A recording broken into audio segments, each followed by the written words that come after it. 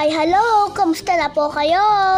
Noon nakaraan, ipinakita ko po sa inyo kung paano kumain ng palay.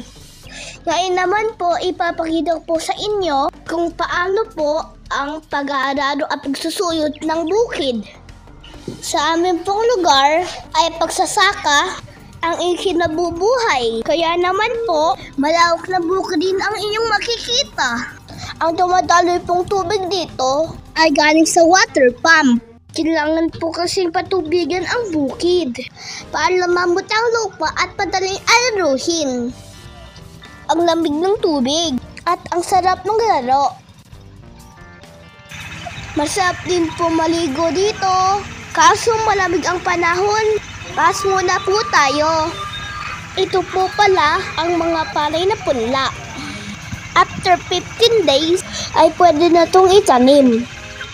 Maging maingat po tayo sa paglakad sa pilapil. Dahil kapag nalaglag po tayo, sa putik ang diretsyo. Ang tawag po dito ay parmal. Ito po ang nag-aararo ng bukid. Pinupungkol po nito ang lupa. Saglit na oras lang ay tapos na.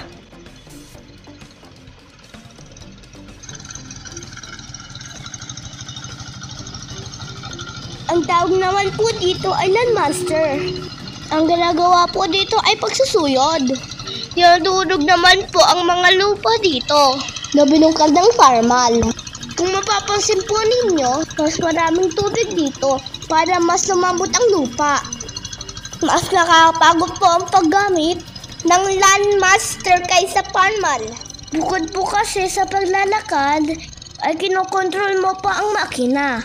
Pwede din pong gumamit ng kalabaw sa pag-aararo at pagsusuyod. Pero dahil makabago na po ang ating technology, ay ganito na po ang ginagamit para mapabilis ang pagtatrabaho sa bukid. Hindi po ganun kadali ang pagtatrabaho sa bukid. Bukod sa lakas ng katawan, tapos sapat din ang iyong kaalaman sa pagtatanim. Para sa lahat ng farmers, salute!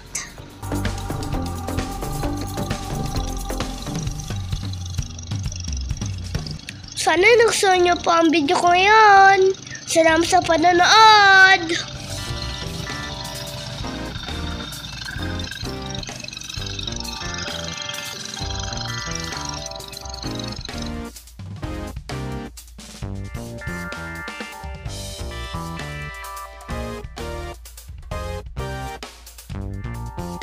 Thank you for watching. Please like, share, and subscribe. See you next time!